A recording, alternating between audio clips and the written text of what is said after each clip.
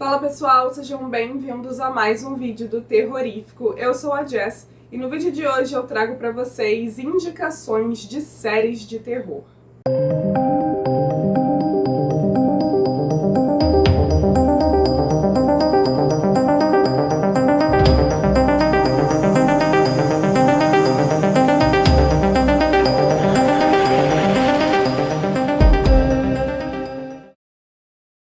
E antes de mais nada eu já adianto que com certeza teremos uma parte 2, porque só para vocês terem uma ideia, eu fiz uma lista com todas ou quase todas as séries de terror e suspense que eu e Léo já assistimos. E assim, a lista ficou gigantesca. Obviamente não daria para incluir mais de 30 títulos num só vídeo, então eu resolvi escolher apenas alguns para começar. E aí, se vocês gostarem dessa nova série, eu posso trazer mais vídeos com esse tipo de indicação. Começamos com uma de 2009, que na versão brasileira se chamava O Mistério da Ilha. Amigos e familiares passam uma semana na ilha de Harper para um casamento.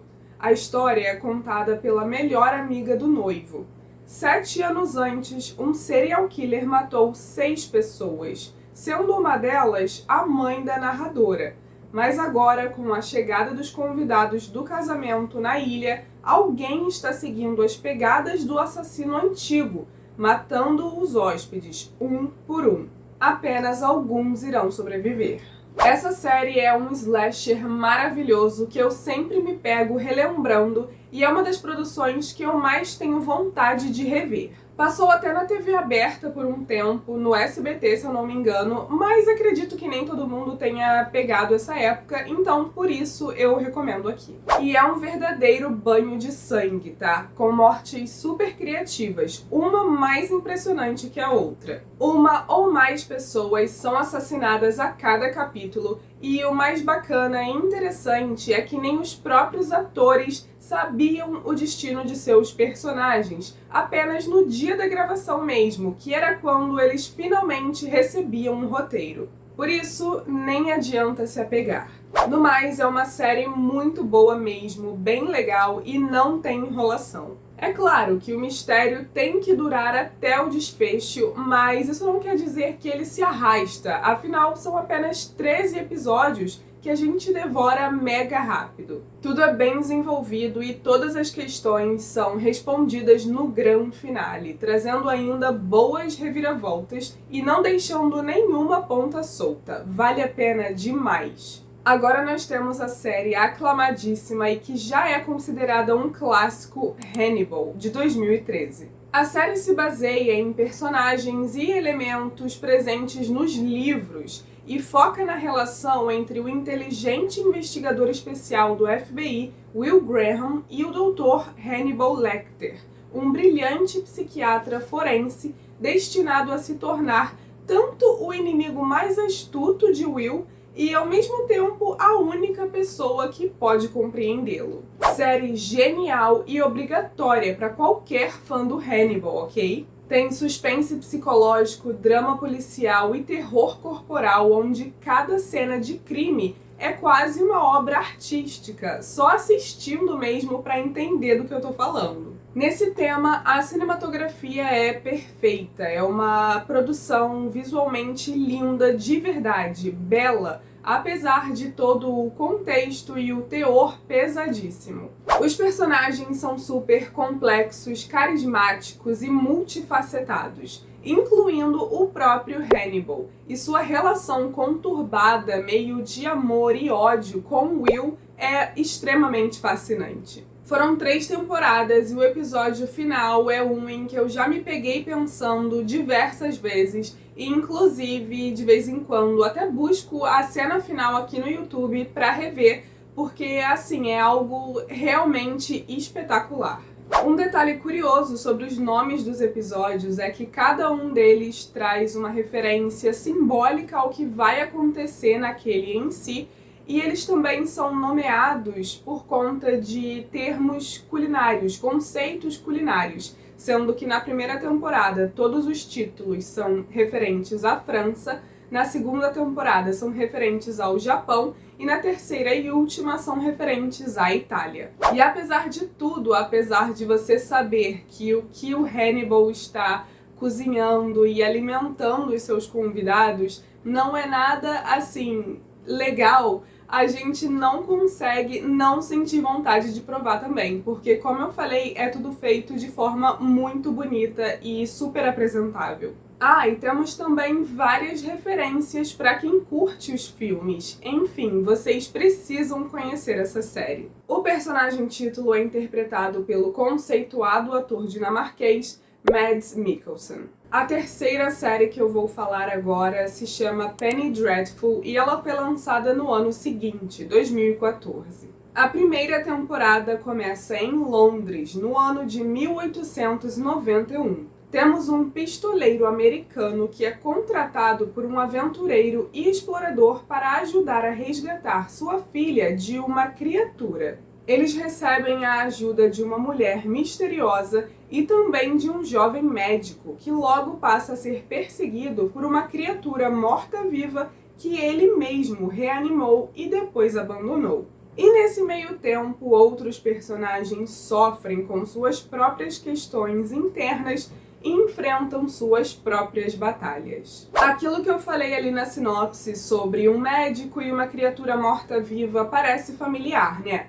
Isso é porque Penny Dreadful é quase um sonho febril gótico que é um verdadeiro espetáculo para quem já leu esses clássicos da literatura do gênero. É basicamente um grande crossover que mistura Drácula, Frankenstein, Dorian Gray, o lobisomem e muito mais, tudo no mesmo universo. Claro, nada que os estúdios da Universal já não tivessem feito no século passado, mas aqui a pegada é mais moderna, fria e séria. Traz abordagens diferenciadas e criativas sobre cada história, ao mesmo tempo em que presta homenagem e respeita o material original no qual se baseia, onde tudo flui perfeitamente nas respectivas tramas de cada obra trabalhada. Os personagens, os cenários, os figurinos, as atuações, a cinematografia, nossa, é tudo perfeito, fantástico e fascinante.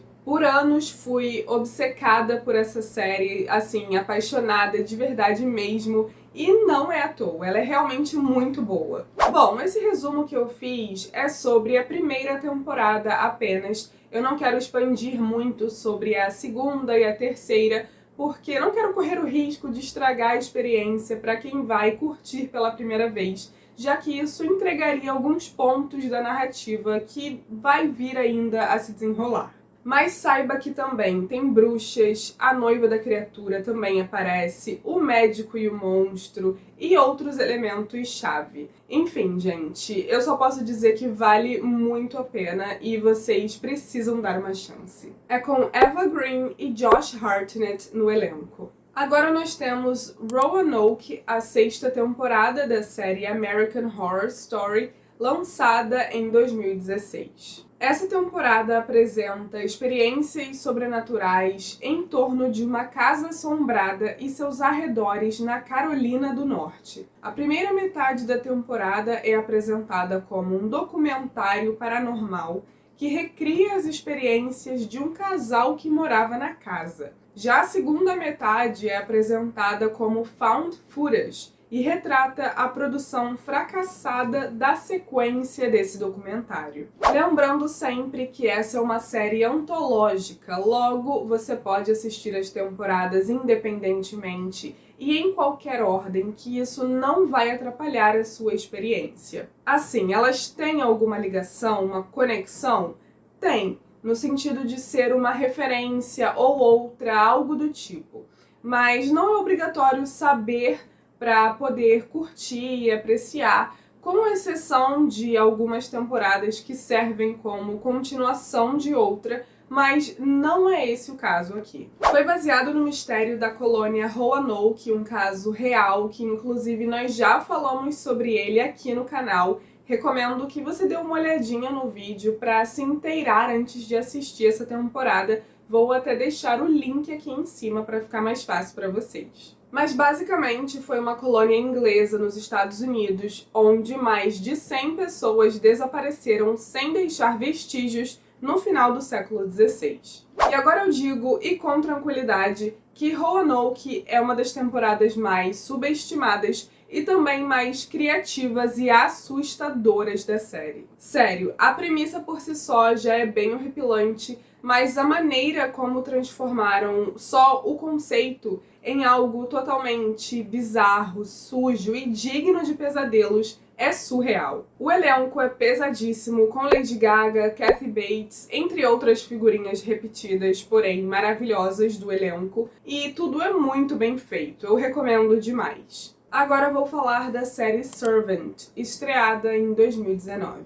A história se passa na casa luxuosa de um casal que contrata uma jovem babá para cuidar do filho deles. Só que esse bebê, na verdade, morreu há um tempo, há alguns meses, e foi substituído, não ironicamente, por um bebê reborn. E todo mundo consegue ver que é um bebê falso, menos a mãe, que foi a mais traumatizada pela situação, surtou e simplesmente enxerga aquele boneco como se fosse uma criança real. E o resto da família, apesar de saber a verdade, age como se fosse mesmo, entrando na ilusão pelo bem dela. Mas a chegada dessa babá traz eventos ainda mais bizarros, como se isso que eu acabei de descrever para vocês não fosse o suficiente. Essa é uma série de terror psicológico que tem Rupert Grint, Nell Tiger-Free e Lauren Ambrose no elenco e M. Night Shyamalan como produtor executivo. Ele também dirigiu alguns episódios e sua filha Ishana Knight dirigiu outros, mas de forma geral foi uma equipe bem diversa com vários diretores. E é tudo excelente, realmente uma produção muito boa e altamente viciante. Quando começamos a ver, não conseguimos mais parar e assistimos as 4 temporadas em 2 semanas. Stephen King e Guillermo del Toro, mestres do terror, elogiaram amplamente a série. Ela tem atuações sensacionais e uma atmosfera sombria e pesada, quase claustrofóbica, com mistério e suspense criados tão perfeitamente que a gente não quer parar de ver até descobrir tudo. É tão intenso e realista que às vezes parece até que a gente está assistindo Casos de Família, mas eu digo isso do melhor jeito possível, tá? No sentido de que a gente se apega aos personagens e fica realmente imerso nesse universo, absorvendo toda a atenção dele. Bizarro de bom, e o final é bem satisfatório também. Pelo menos pra mim, não deixou a desejar. Agora nós temos Evil, Contatos Sobrenaturais, de 2019. 3 especialistas em diferentes áreas são contratados pela Igreja Católica para investigar eventos supostamente sobrenaturais. Com o passar do tempo, os 3 descobrem que suas vidas pessoais estão cada vez mais entrelaçadas com esses casos e com indivíduos por trás de alguns dos incidentes, como um rival que parece obcecado pela família de um dos membros do trio. Pra gente, esse foi o mesmo caso de Servant na forma que nos viciou. Também são 4 temporadas e nós também as devoramos muito rápido, porque é tanta bizarrice pra absorver, pra descobrir, desvendar e entender que simplesmente não dá pra deixar pra depois. E tem muita coisa também que vai dar uma raiva absurda, mas a gente simplesmente precisa apenas aceitar e suportar até o final, porque acredite, vai valer totalmente a pena. Mesmo que vocês possam ficar um pouco ali no meio do caminho, meio confuso, pensativo, sem saber muito no que acreditar, ou até com um mal-estar, isso tudo é proposital e faz parte da experiência. A série cumpre esse propósito muito bem. A dinâmica entre os personagens é maravilhosa, em especial entre os 3 protagonistas, e eu diria até que é a verdadeira força da série. E muito maneiro também é o papel que cada um deles desempenha na batalha entre aspas, interna do grupo entre fé e ceticismo. Temos a psicóloga forense, minha personagem preferida, que busca explicar os casos através da ciência. Temos o especialista técnico e operador de equipamentos, que busca explicações tecnológicas para os fenômenos. E claro, temos o padre em treinamento, que acredita friamente que tudo o que acontece é sim sobrenatural. Além disso, todos são muito bem desenvolvidos, complexos e cheios de nuances, completamente carismáticos e apaixonantes. No elenco nós temos Mike Colter, que alguns de vocês devem conhecer como o Luke Cage, e temos também Michael Emerson de Lost. Estamos quase chegando ao fim da nossa lista, mas antes dela acabar, eu vou falar de Missa da Meia-Noite de 2021. Um jovem retorna à sua cidade natal, numa ilha, na esperança de reconstruir sua vida após cumprir 4 anos de prisão por matar uma pessoa em um acidente de carro causado por embriaguez. Ele chega ao mesmo tempo que um misterioso e carismático padre que começa a revitalizar a fé decadente da população, em sua maioria católica. No entanto, as divisões da comunidade são logo exacerbadas pelas ações do padre, enquanto eventos misteriosos começam a assolar a pequena cidade. Esse é um terror sobrenatural que aborda temas religiosos e uma nova visão sobre o vampirismo também, sendo extremamente subestimada. A princípio, as coisas podem parecer um pouco devagar e não inovadoras, mas você precisa confiar e seguir em frente, porque à medida que o enredo progride e engrena, rapaz, as coisas tomam um rumo totalmente insano, inesperado e genial. Traz direção, edição e performances fantásticas, tocando em assuntos como preconceitos, traumas, culpas e superação de maneira brilhante. A atmosfera vai ficando cada vez mais sombria a cada episódio e tudo é muito bem escrito e pensado. Dá pra ver porque o Mike Flanagan é tão aclamado e como ele realmente é um profissional muito competente. Agora, para finalizar nossa lista, eu trouxe uma que não pode faltar, e ela é Entrevista com um Vampiro no ar desde 2022. A trama começa com o vampiro Louis relembrando seu passado e seu relacionamento conturbado com o vampiro Lestat, com sua história sendo contada ao jornalista veterano Daniel Molloy, a quem ele já tinha concedido uma entrevista inédita em 1973.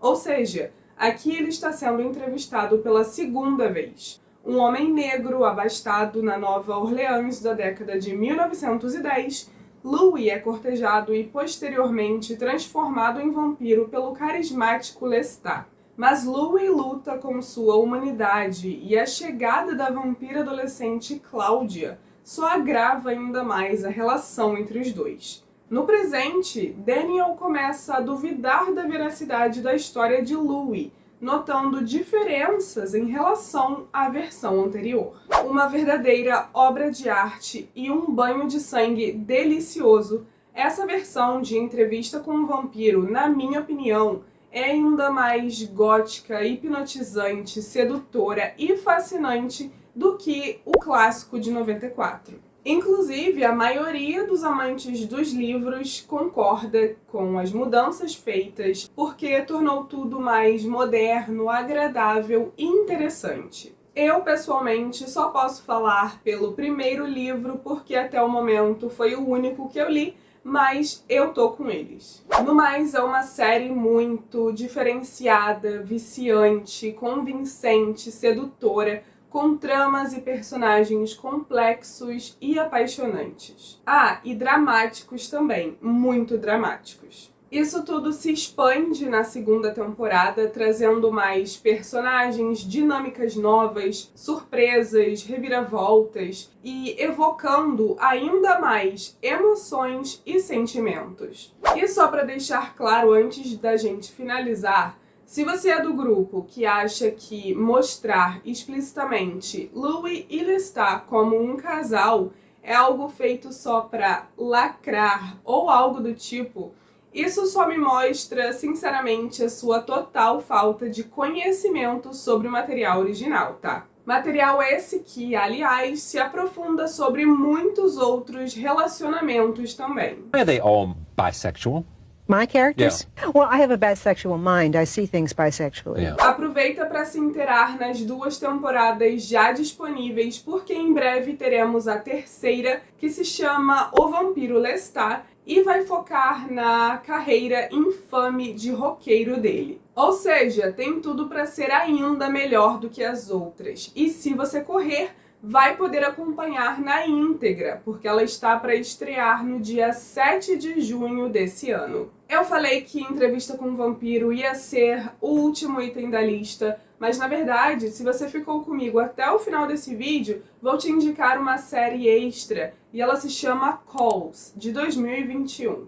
Essa série relata histórias contadas através de uma série de conversas telefônicas interconectadas. E essas ligações narram as misteriosas ocorrências de um grupo de estranhos cujas vidas são jogadas em desordem, verdadeiro caos, no período que antecedeu um evento apocalíptico. Isso aqui é uma das coisas mais criativas e enervantes que eu já vi. Ou melhor, ouvi. Literalmente nada é mostrado na tela. Nós temos acesso apenas aos áudios trocados entre os personagens, as chamadas telefônicas, né? E mesmo assim, consegue ser uma parada muito tensa e muito assustadora. Os personagens passam por eventos extremamente traumáticos e bizarros, e a gente consegue sentir todo o medo e o desespero facilmente através da tela, mesmo sem vê-los.